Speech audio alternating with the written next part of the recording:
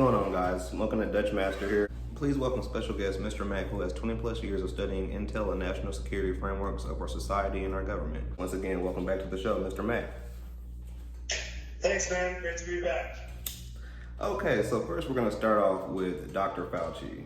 So, Dr. Fauci, and there was a video that you had sent to me, and also a video that had been circling around social media, not just on YouTube, but on Twitter, Instagram, various other media networks that had this video up, and YouTube had took it down. But basically, just to sum up the whole entire video, basically Dr. Fauci is a whole entire complete fraud, but yet he's still advising the president and still advising the country on what we should do with this whole entire pandemic.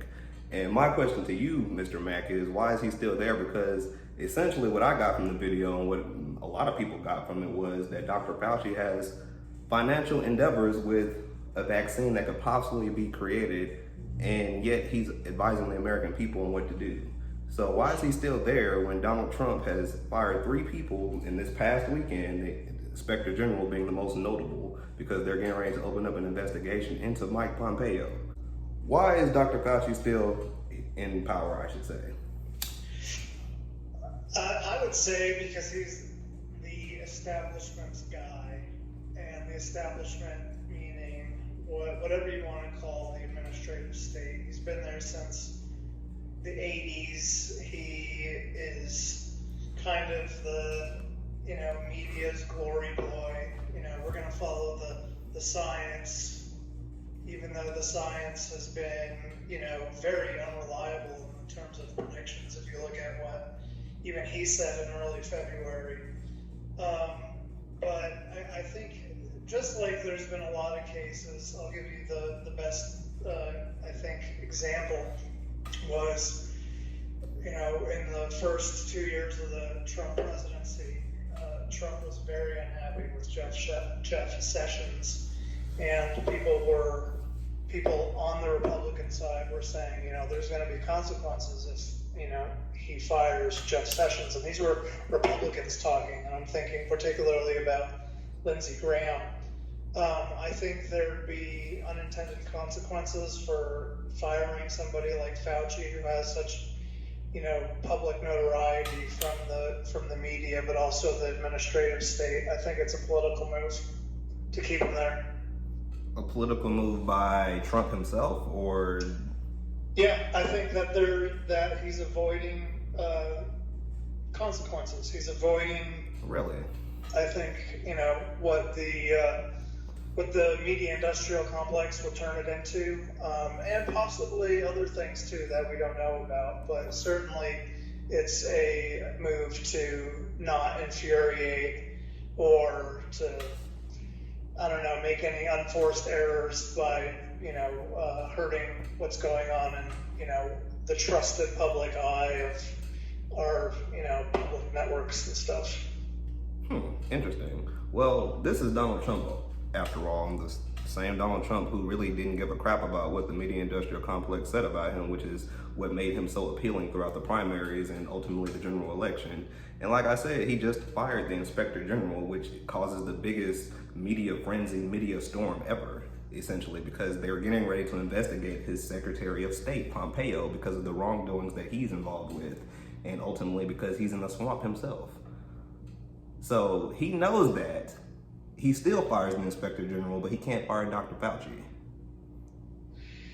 Yeah, I can't, I don't know about the exact ties. There's so much, behind the scenes in terms of what other people or what people are associated with in Washington, certain people, certain,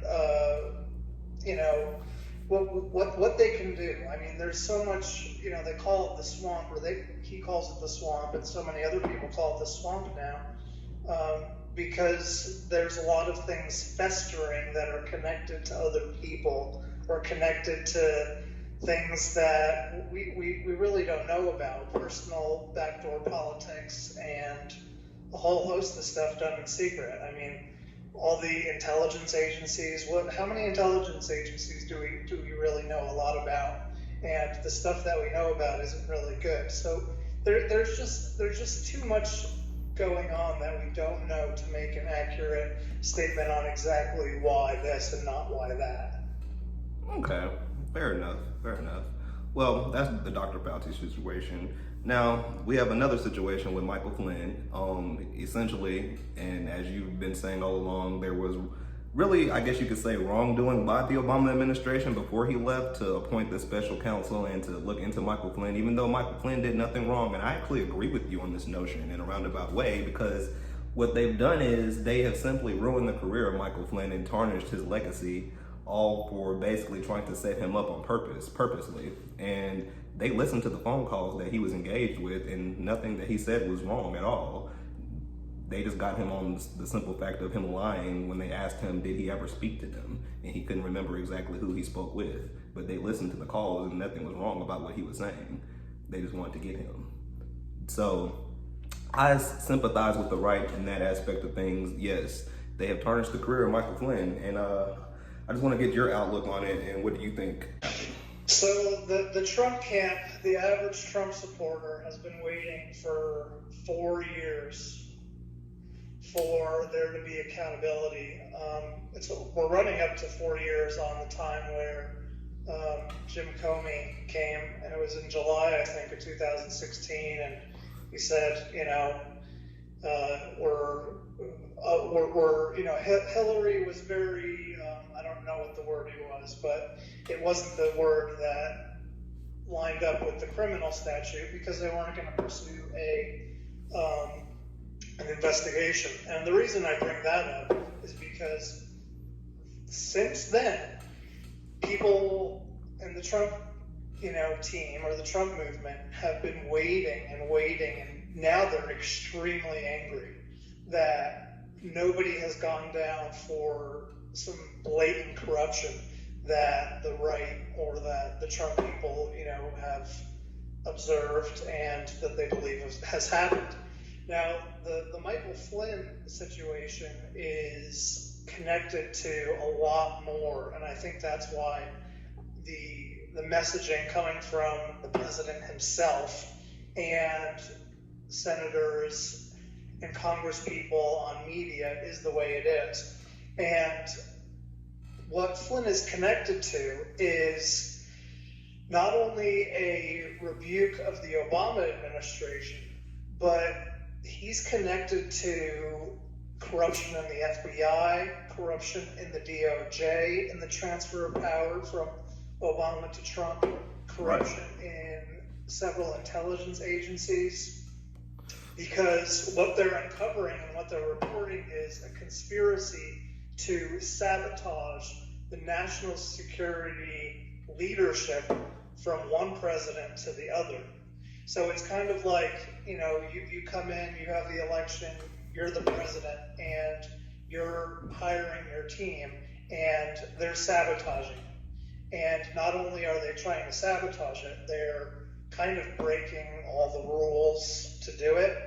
And what I heard in an interview yesterday by a top lawyer in Washington, D.C., is that because Flynn was going to be put over the intelligence community in general, he was going to restructure and do it his way and clean it up anyway. So a lot of people figured, well, they're going down anyway. We might as well take him down first, and at least we'll be safe for a longer time. And we might get away with it if we can do it long enough and it's a deep enough conspiracy. Right. Well, a lot of the people who really were trying to bring Flynn down were Obama holdovers. That's safe to say. But my thing is, Trump is just now starting to really clean out the Justice Department. He did a little bit initially, but not the way he's really starting to now, to really crank it up. And why now, I should say, because now the charges have been dropped against Flynn. Now he's okay, but it's just a simple fact of they really ruined what could have been in terms of him being the national security advisor. So I would say appointing Jeff Sessions was one of the president's biggest errors. Really? I think President Trump realized that in his second year of presidency, and he was getting a lot of pushback from the Republican senators, the establishment senators that really held his impeachment vote in their hands. And they said, you got to keep him at least until the midterm elections. And right after the midterm elections, they walked him out. Now we're almost, towards the end of his presidency, and it's taken, they've really only had, I think, since the appointment of Bill Barr, a actual Trump Department of Justice. He was upset with Jeff Sessions initially because he recused himself, which isn't that the proper thing to do? We are discovering that not only was that probably improper to do, it was probably one of the worst things that he could have done.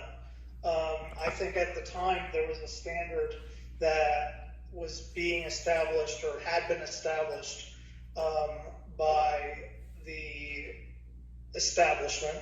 And I think Sessions in his mind thought that he should follow that standard.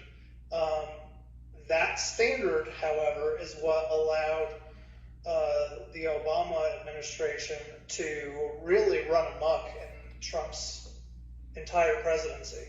And I think Jeff Sessions, just wasn't very attuned to the fact that there was quite a lot of people that were involved in the Crossfire Hurricane, basically to what Trump would call a coup, what a lot of conservatives would call an attempted coup. Well, it's no longer an attempted coup. They're relatively gone now. He's, like I said, he's massacred everyone who doesn't really relatively agree with him and who has attempted to undermine his administration. But I hear what you're saying in regards to that. Basically, how can I put this? Just trying to please the establishment for a little bit until he's able to do what he really wants. Which is what it seems like he's doing now, to me anyways. And my next question would be, how is the direct right, the radical right, how are they going to respond to all of this in terms of an election, I should say? I don't know. What do you refer to? Let's try to tease that out a little bit. What are you referring to when you're saying the radical right? Well, simply the voters who put Donald Trump in office, essentially, because we all know the establishment Republicans hated him, but the radical right, I should say, people who just don't like anything that the establishment says about Donald Trump, I would say your voting bloc of the party. How will they directly respond to the mistreatment of Michael Flynn and the overhaul in which the Obama holdovers have been trying to undermine Trump's administration?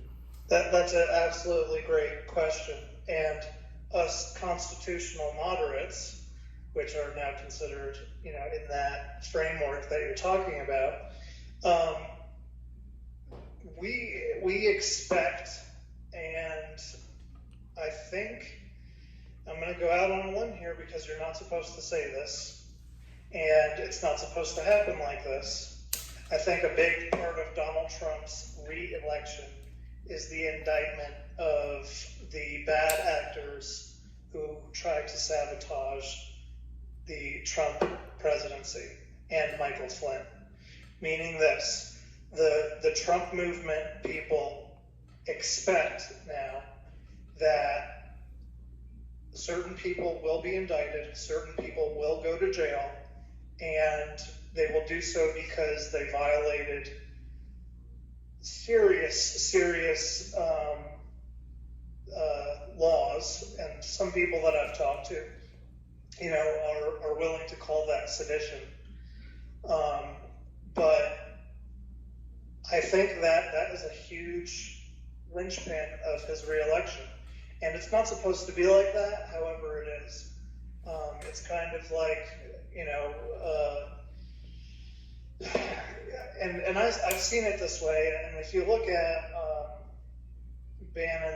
Steve Bannon's movie from almost 2 years ago, Trump at War, there's a large part of us that, really believe that we're in an undeclared civil war. And I think Trump's success going forward will depend a lot of cleaning up the swamp, and that will have to entail people from the former intelligence leadership go to jail, actual behind bars. Interesting. Well, I am seeing a lot of public outcry for change and things of that nature, and to truly have their way, well, you all's way in what's happening, I should say. And to jump back to the pandemic just a little bit here, a couple days ago, the Michigan State Capitol was shut down by protesters with firearms and things of that nature. And one protester also had a doll of the Michigan governor, a brunette doll, and that was seen as a violent protest, basically. And my question to you is, are we going to see more of this? Is there going to be an uptick of this as the election gets closer, in regards to everything? I think if there's a unreasonable response to reopening by certain probably Democrat governors, I think you'll continue to see more of this. I think, I was listening to another interview this morning, and, people have been very quick to say we got to listen to science, but not very quick to listen to the whole picture. What closing down would do to the economy, what closing down would do to the country, what psychologically, how it will affect people. And really what was on nobody's radar in the beginning was how a stay-at-home order could be a huge violation of the basic precepts of the Constitution and the right to assemble. That didn't come up until, people started talking about reopening and, saying, well, it's too dangerous, and that narrative kind of took hold. But I do believe that if governors clamp down or, dig their heels into their positions and not listen to the will of the people, that the people will probably get more and more rowdy. Interesting, really. Well, there's also been reports coming from the Oval Office, from the West Wing, that Trump is really conceding to the very notion and the very fact that this election upcoming does not look very good for him, and in some cases it's not going to be pretty. And he's been going off on a lot of his campaign aides, a lot of his campaign staff, and including his campaign manager, Brad Pascrell. And he wants to now fire him and replace him with Corey Lewandowski because he is not pleased with the numbers that he's seeing. And I know you don't really follow polls like that, and to be honest with you, I don't just put a lot of faith into them myself, but at the same time, heck, the polls weren't wrong. Like I said, in 2016, Hillary won the popular vote close to 4 million votes, had this been just a popular election vote. So now he's really upset with the numbers that he's seeing, essentially. And my question to you is, are these protests and are these outcries and rowdy protesters and rowdy radical right-wingers, but as you would like to call it, constitutional moderates, how is this going to reelect him? Is that going to be strong enough? I wouldn't be surprised if Trump made several changes as he goes along to his campaign team. He did it in his first campaign, and he brought on certain people, let certain people go. They got contracts with different media and represented him there, here and there. And I think that's just like a lot of moving pieces. And I think the more flexible that he is with that, I think it does help him because it brings in new ideas and stuff. So I don't really have, much of a problem with that. I think, as opposed to probably who you see supporting Biden or Obama or Bush or Clinton, they had a certain way of doing things. That's the way to do it, and that's how it is. You have to follow the rules of the campaign and kind of the tradition of the way that the establishment ran things. Mm-hmm. And I think that the how the virus is handled and perceived will either really help or really hurt the president.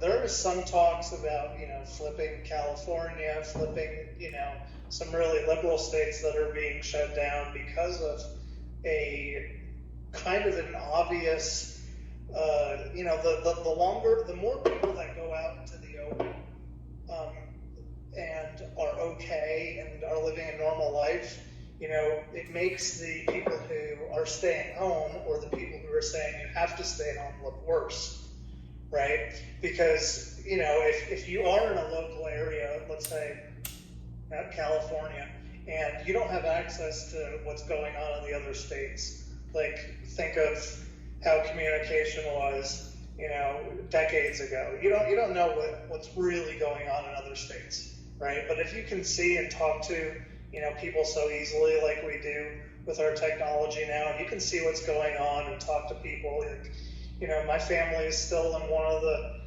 most in the worst places in the country, up in, the New Jersey, New York area, and New Jersey and New York is still kind of on almost total lockdown. But my parents went down to the coast of New Jersey, and everybody was going on the beach this weekend. And now Cuomo's saying the beaches in New York are going to be open in May, or by the end of May, Memorial Day. And that means, that's a huge place where people congregate, and that's a huge part of the business structure in, the East Coast between Memorial Day and Labor Day. There's a ton of small businesses. So people seem to be getting the message that it's not in their best interest, to just keep things closed. And I think that the people who continue to say we have to keep things closed as everybody starts enjoying their, lives again without, major harm happening, those people are going to look worse and worse. Okay, so it's safe to say that he has constitutional moderates. That's his base. I'll say that, constitutional moderates. He has a massive coalition of that, about 40% of the country.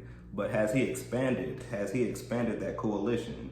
He keeps saying that we need to reopen the economy and reopen everything, but there's a humongous percent of the population who just don't agree with that notion.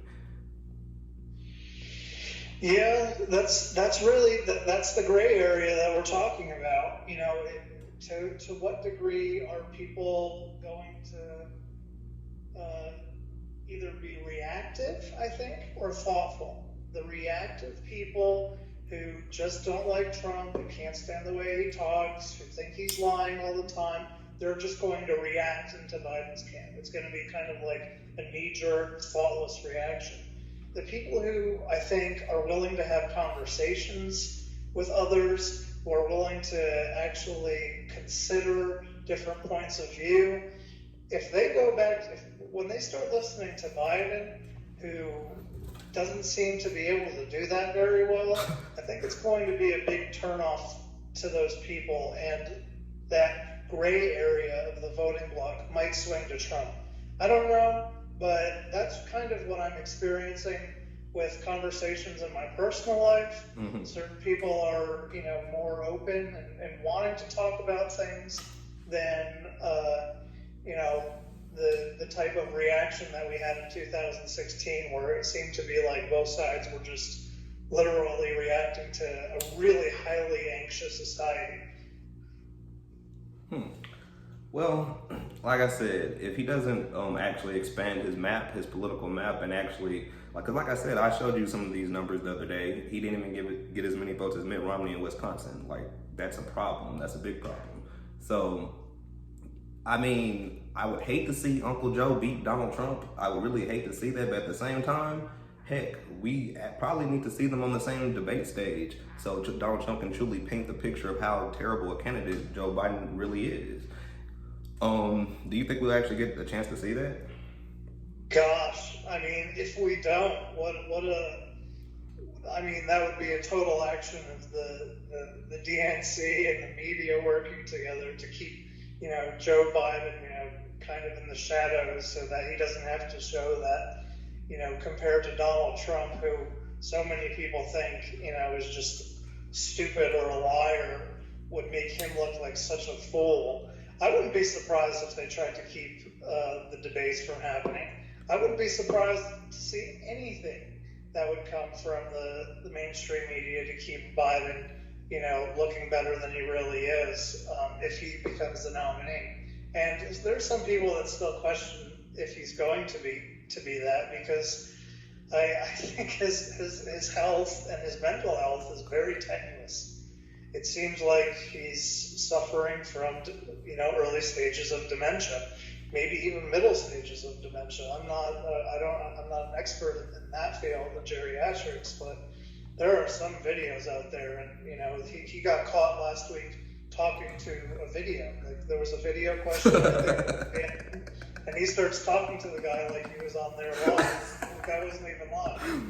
Oh man, but this is the scariest part though. I mean, Trump, he has Fox News on his side, but all the other media networks are completely against him. Heck, I'm not a Donald Trump fan myself. At the same time, when you have that many networks against you, really trying to make Joe Biden seem like he's just this prophet, like that's a big issue. It really is. And the thing is, I hate to say it, but the voters are following the polling patterns. This is why I'm kind of using the polls as a litmus test just a little bit, just a tad bit, because heck, the polls weren't wrong about the primaries with Joe against Bernie. They just weren't. I tried to push them away, push them to the side, but they just weren't. The problem is Joe Biden has voters 65 and older. He's literally taking that voting block away from the Republican Party, which is why I say the Republican Party will be in for a reshaping after this election. There's just no way to go around that. He's taking the suburbanites away. I have two comments to that. My first one is, I think Bernie would be the Democratic nominee if the DNC didn't manipulate what was going on, particularly with Elizabeth Warren staying in the race, splitting the Bernie vote between her and him, which allowed Biden to win.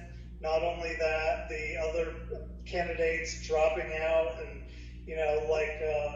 what's his name, Francis, the Texan. Beto O'Rourke, Pete Buttigieg. The guy they call Beto, his real name is Francis or something like that. they all drop out. And endorse Biden. Or, support Biden. Really, I mean, they manipulated it so that Biden would get the delegates and Bernie would lose. They fixed it. Elizabeth Warren didn't have a chance at winning. She stayed in. Biden wins. She drops out. It's absolutely obvious to people on the right and Trump people in general. And Trump has no problem talking about that because it's pretty. I mean, people, if you were watching, you saw that happen. The other thing I would say to the major problem of having an unbelievably biased and one-sided media industrial complex is that when I was following the election in 2016, and back then I was still teaching government and national security, what I noticed was that not only were the networks against Donald Trump, but a lot of people on Fox News were against Donald Trump. Sean Hannity was really the only person that stuck through Trump on Fox News through the whole thing. Not even Tucker Carlson? A lot of those people, Megyn Kelly, Shep Smith, they were never Trumpers. A lot of people, Fox News has changed a lot in the last 4 years. So back then, I would say he didn't even have Fox News. He didn't have anybody on the regular cable networks. So just actually having Fox News and Fox Business is actually a big step up compared to where he was 4 years ago, believe it or not. Well, I mean, he has Tucker Carlson. Tucker Carlson has always been in his corner, and in fact, he talks to him on a daily basis almost, and gets a lot of his talking points from Tucker Carlson. So, I mean, that's but Tucker Carlson didn't have that spot back then. It was Bill O'Reilly. Bill O'Reilly was very critical of Trump, and they had a really love-hate relationship. Bill O'Reilly was a Bush propagandist. It's really shocking when you look at it, Akeem, and I know, you were in a life stage where you were very interested in it at the time, but I was studying it like crazy because I was talking about it. It was my job to talk about it all day with 17 and 18-year-olds at the time, and there was a lot of questions. People had a lot of questions, like, especially in the community we were in, where there was a lot of people who had family relationships to people who, don't have papers or who came here, not according to the law. And people were asking me all the time. I was watching this stuff constantly.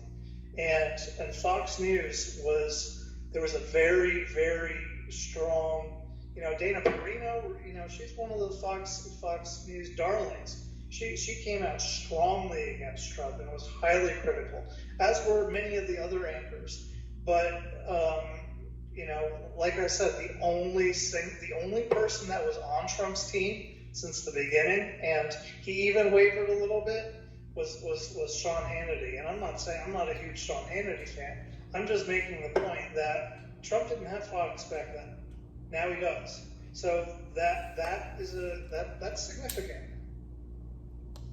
Well, now we hear, like I said, the Biden campaign. Now they're saying they want to contest Trump in many of these states. And I just really, truly want to get an outlook of what the Trump map would look like. I know you, like I said, I know you don't just exactly follow polls and polling, but like I keep saying, a lot of these states should not be in play, Mr. Mack. Florida is practically Trump country. You can make the same argument for Ohio and Arizona, and now they're in play.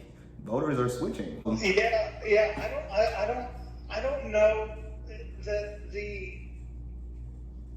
what would be considered reliable sources, and I know you remember this probably from, again, years ago. Of course. What was we had a system of what we would consider to be reliable sources that would tell us certain things, and we would generally take for granted that they were considered true or mostly true. We wouldn't, question them a lot. Okay. Now those sources are not. They don't have the same credibility or validity.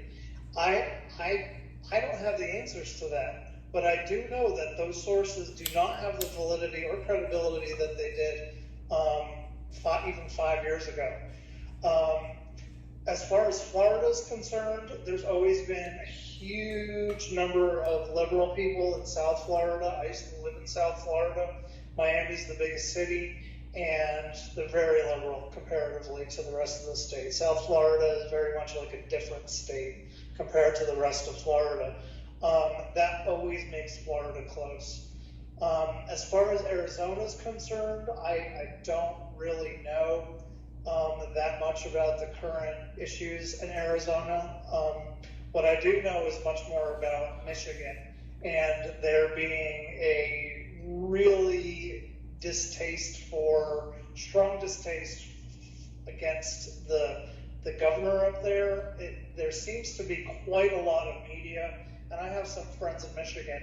There seems to be quite a lot of media that is considering the governor to be a phony.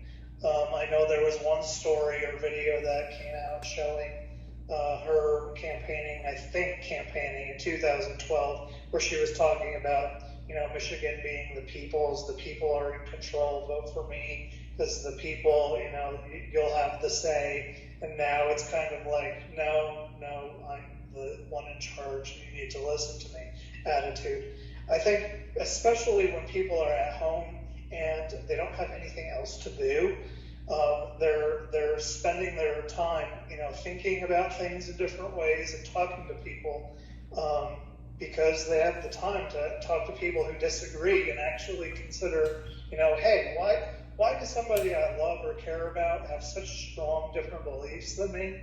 Why do I think that this person is relatively smart and competent in most of the areas of their life, but when it comes to politics, they follow such stupid liars? I think people are starting to question how that dichotomy can exist between so many people being relatively intelligent and successful in most areas in life and be utter idiots in politics. And I encourage people to talk to others about their views and their loved ones about their views, and both sides can be, good listeners and try to learn about, what the other people in their family or their friends or in their other states can, what they actually think of and what's going on, what's the reasoning behind supporting this person or being against, that person and what's really behind all that. Right. And like, I feel where the businesses are coming from, a lot of the businesses, even in California and things of that nature, a very liberal state, some of these businesses, they got to go back to work. They have to, because the people who work under them support families. They have families that like need them to go to work.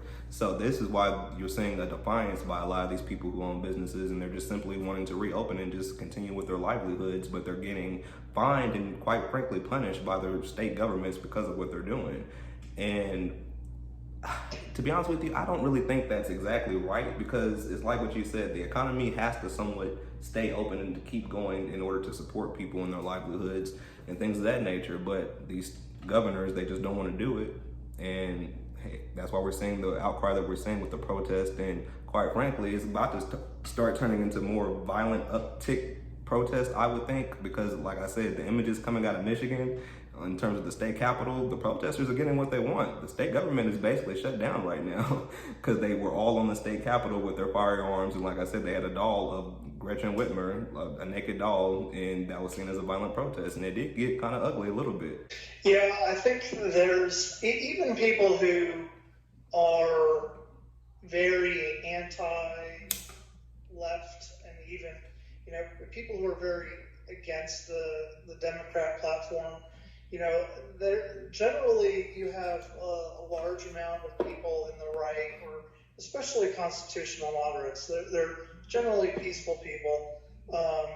If there's a reasonable opening, I don't think you'd see a lot of protests. I think they think they're being unreasonable. I think there's a difference between, here in Texas, where, even though, our governor is Republican, just the fact that, he's opening things slowly, but people consider it to be reasonable. You don't have that type of protest. It's the lack of reasonability that I think people are really protesting against. See, the problem I have against Abbott is he said that churches were an essential place.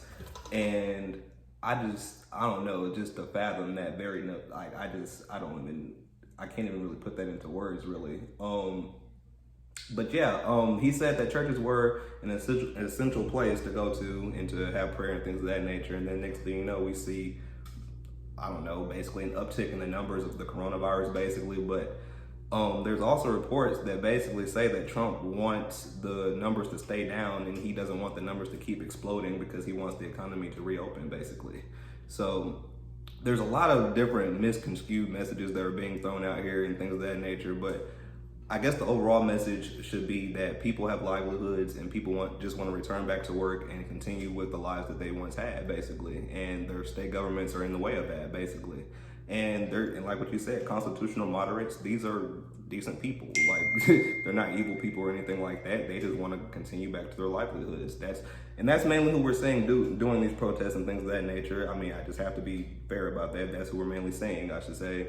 But like I said, just to tie this whole entire thing back around into the loop, if Trump doesn't expand amongst his constitutional moderates, he will lose. And I think that should be the message taken away. And like I told you, there will be a notorious cloud over his presidency, over his legacy, if he does not win because of that very fact.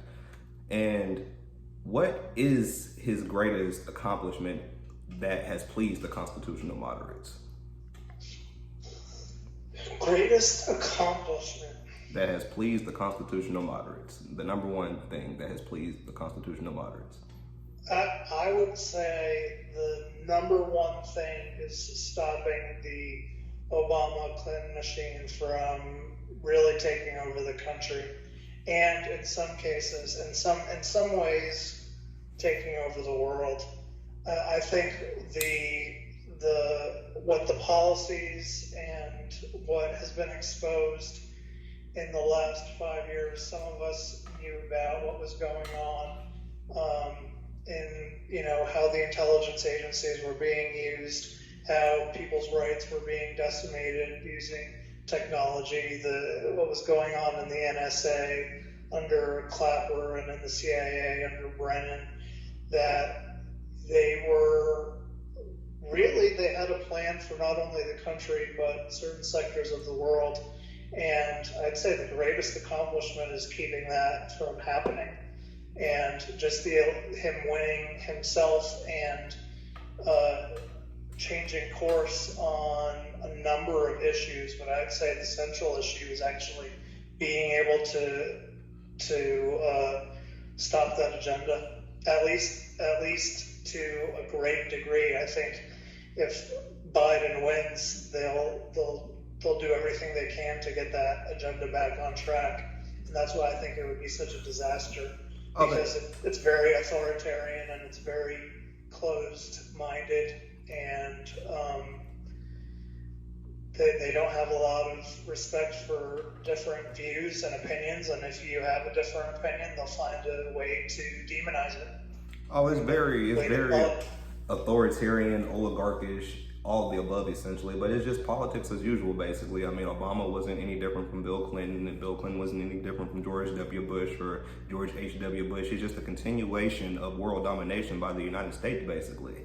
That's all it is, and they're going to continue to do it once, this election is over with, because like I said, Trump is just slowing that process down. He hasn't merely stopped it at all. Like I keep saying, the left, we view Trump as the same thing times oblivion, literally, because of the things that he's been doing, making money off of the whole entire system. And yes, in our last past conversation, you all basically think because he was a part of that very system that he knows how to change it and ultimately tear it down and diminish it. Well, we're saying the direct opposite, just in our view alone, because he's been capitalizing financially off of his whole entire presidency, including his children. So that's our problem. Yeah, I think there's a difference between using the market to your advantage and using the government by force to have a monetary advantage. And I think that's why Trump gets a free pass on it, because he already had the business. And I don't think that his followers or his supporters think there's that much of a conflict of interest. I mean, he doesn't take the salary that he gets for being president. And I know, that might seem, small, but it is kind of a point to say, yeah, okay, I have the Trump empire that I built my entire life. It's not like that's going to just disappear because now I'm the president. I'm still going to, make gains in the free market. It just, I think particularly his supporters would say, well, do those gains conflict with, his message of America first? Do those gains conflict with, the benefits of other Americans? And I don't think Trump supporters, see that as a problem because of that. If Trump ends up winning, I'll probably say if we're going to really get to the nitty gritty of things, I'll probably say in terms of policy, it's because of trade and what he's done with TPP, NAFTA, various other issues in regards to trade. I will give him credit for that. He was really right about that. China really has been screwing us for decades, really has made his point with that. So if he does win, I'll probably say it's because of that trade populism aspect about Donald Trump. Because Joe Biden will just return to business as usual. He'll probably put everything back in place that he's dismantled. That's why I keep saying Trump has only slowed down the oligarchs in Washington. He's only slowed it down just by a little bit. I personally believe, and this might make your head spin a little bit, but I personally believe that it seems like it anyway, that a lot of the Democratic Party seems to be bought out by China.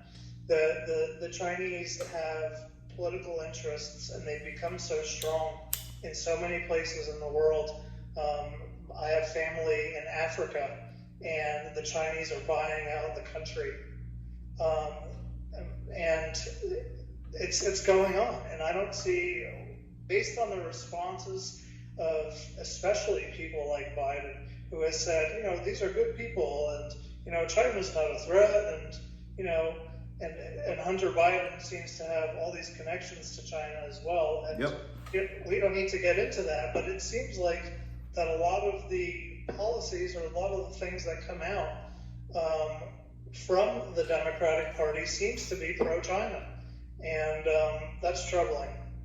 That's very troubling. And do you think that China could possibly take over America one day because of these wrongdoings by the Democratic Party and their affiliation with China? Because I've been hearing this for years, going all the way back through high school and even middle school to a certain extent, that China will eventually own the United States one day. I think we would, I don't know if own would be the correct way to term it, but I think if Hillary won, we'd be sitting in a situation where China would start to overpower the United States already. It would have already happened. Mm-hmm. And in what ways could you see them overpowering? Because if Biden wins, he's Hillary 2.0. He's Hillary 2.0. So in what way will we see China start to make their ascent to dominant world power? I would see I don't think we would be able to have this conversation and post it on YouTube freely without consequences. I believe it. Really, this conversation itself really is a little touchy with what the media industrial complex likes to see and what they want to be the narrative amongst the country, I should say. Oh yeah, they would absolutely. If this came on the news somehow, me and you, they'd paint me and you as being total quacks, total crazy people. Is there a chance that we could see, I don't know, if Donald Trump loses, Donald Trump Jr., maybe try to continue his legacy in 2024? If Donald Trump loses, I think the Trump family is going to have a very hard time staying in the public eye without some serious problems. So I don't think that I'm not sure that would work. He's certainly thinking about it. I don't mind the idea personally in terms of if Trump wins. So if Donald Trump wins again and one of his sons wants to run in 2024 for president, I think that would make things very interesting for the Republican Party, and I like it. Again, I think a dynamic government that's flexible and that has to argue things out in the open is a better government than a static government who always does things the same and wants to keep the conversation narrow and is always concerned about how it looks so that they can spin it their way on through TV. I don't think that's as good government. So if Donald Trump Jr. say takes on Mike Pence, if Mike Pence runs, I think that would be great. Let's have that conversation. That would be certainly great. There was even talk that he wanted to replace Mike Pence with someone else, but I don't believe that would actually end up happening overall. But no, but why not debate it? Why not have is a vice president just supposed to become president because he was vice president just because he had that title? No. So I don't agree with that with Joe Biden. I don't agree with that with Mike Pence. They should earn it, and they should have to listen to the people. Well, I mean, even Pence himself, I get this this feel from him that he's a part of the Republican establishment. I feel like he was partly compromised himself, even to put him as the VP. Pence is a very interesting character. And I don't know if you know this, but Pence was a Democrat. Really? Pence was a Democrat until Wow. I think like 2002 or 2001. He was a Democrat. But I had no idea. Honestly, that's a shocker right here, right now. Yep. So, well, to be fair, Trump was a Democrat too. There's videos of him saying that he was a Democrat, a liberal Democrat, and then all of a sudden, as Obama came into power, we see him transition into this right-wing figure. So, what are your thoughts on that? A lot of Trump's positions, pro-American positions, were pro-American Democrat positions in the 90s. I don't object to that comparison. So basically, you're saying that Trump has roots that could be tied in terms of that could be tied to the Democratic Party, in essence, what they originally stood for. But in essence, now he's using the Republican platform because he sees that as his best option. Well, it has been his best option.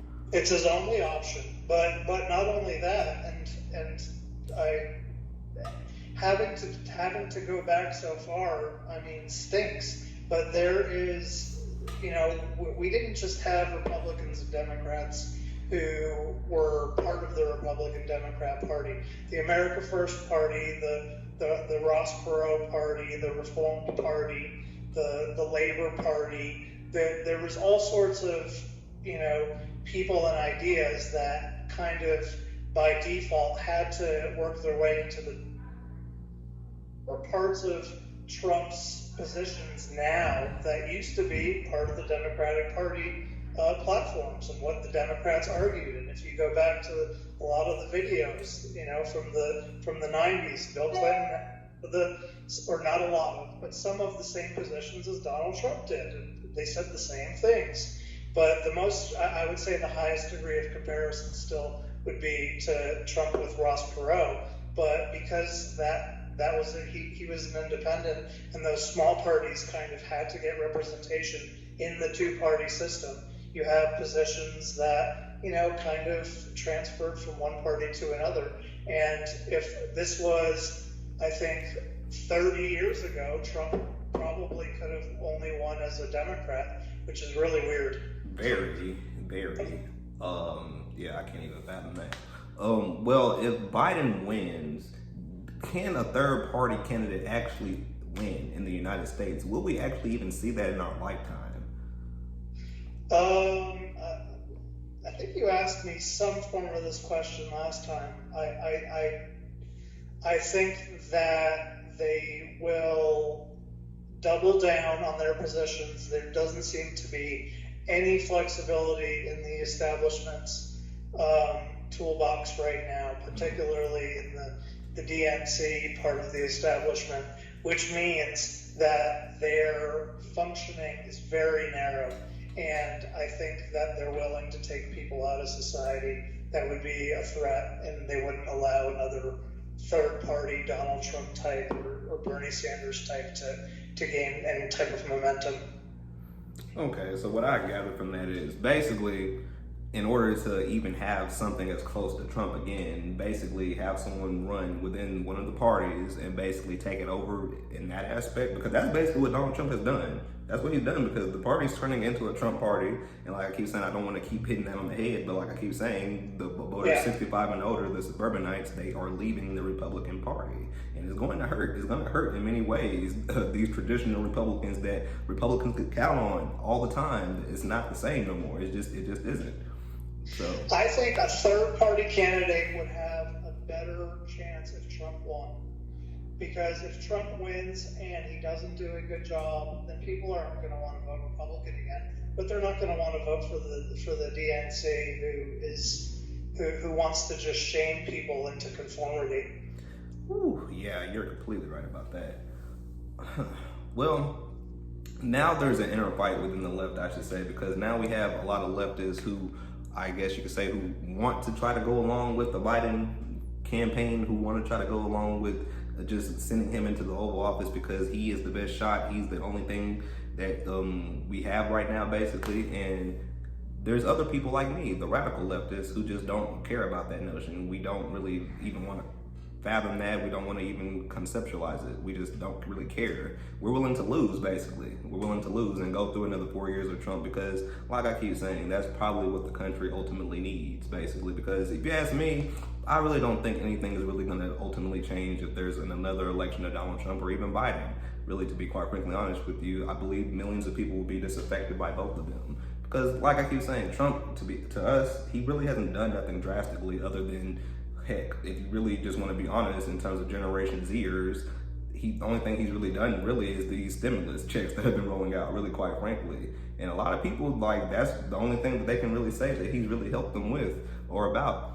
Other than that, they really don't, like, they just don't, they don't see anything that he's ever done to help them, basically, at all, in any way, shape, or form. And if he is reelected, we just can't see him doing anything to help us, basically. Because like I said, you say he made compromises with the first Congress. That first Congress wasn't the Congress that Trump needed. Well, what is the Congress that Trump will need? Because like I keep saying, Trump is not going to get Congress back, basically. I don't see that happening. Nancy Pelosi's not going to relinquish her speakership easily.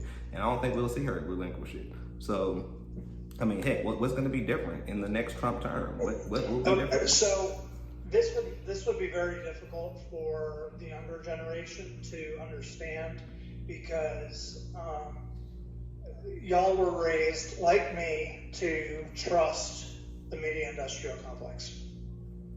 And at the time Donald Trump came, there were certain topics you were allowed to talk about in public, and it got pretty bad. There were certain topics you were allowed to talk in public about, and certain topics you were not allowed to talk about in public. Now, Trump has really blown that wide open for a lot of people in a lot of places. Okay, but if you didn't realize how constricted society was, because you didn't, either you weren't watching the news, you weren't paying attention, it didn't matter to you, somehow you didn't see the relevance of it to your personal life, then, right now, okay, Trump gave me a check, but what else? What else is there? And what else there actually is the narratives about all sorts of things have changed, about illegal immigration, about trade, about who gets what jobs, about people's rights, about our relationship to Russia, our relationship to China, our relationship to ISIS. President Obama, at this time in his administration, was saying still, ISIS is going to be a generational conflict that our generation and our kids' generation would have to contend with the radical Islamic State and their desire to recreate a caliphate in the Middle East. That will be a generational problem. Okay. At the same time, we're having, terrorism in California and all over the world, especially in Europe. They got it way worse than us. And now we don't talk about ISIS at all, do we? We don't talk about, they're like an afterthought. Like, who's ISIS? That was so 2017. Why? Because Donald Trump reversed course on that and really changed America's place in the world comparatively to where Obama is, where Obama had brought our country. So a Trump Congress would be somebody who would basically ride on those narratives that have been brought out into light again, that were really shoved into the closet by really the last two presidents, maybe the last three presidents. We weren't allowed to talk about a whole number of things, at least in certain ways. We weren't allowed to say it in public, and if you did, you were labeled and shamed, which was a very revolutionary tactic of socialists in China and Russia and all the revolutions of the 20th century that followed some type of Marxism. Well, I agree with you on that. Trump has, and really any Republican, I think, in essence, would reshape and re-strategize our military in the way that our strength is projected to the world, really.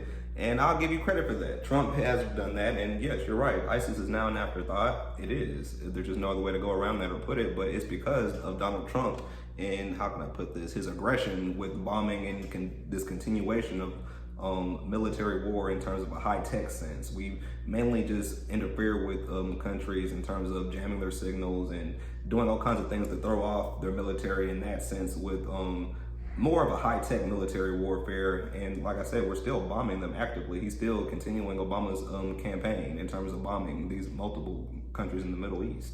So he said he was an anti-war president, but yet he's still doing that. But I get what you're saying. He has reshaped our image. People don't look at us the same way. In some ways, they're kind of scared to do things now in a roundabout way. So I get you. I completely get you on that front. But like, returning back to my question, in terms of Congress, the first Congress was not Trump's Congress. You said that. Now, with a new Congress, how can he possibly get a new Congress into place to carry out his agenda to truly help the American people?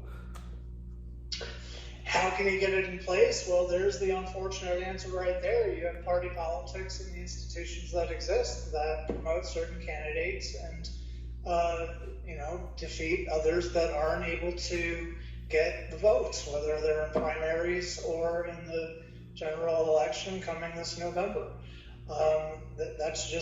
That's how it works. Can we get enough people that will support the president's desire to, have strong legislation in the things that he wants to do next? That's for people to decide in November.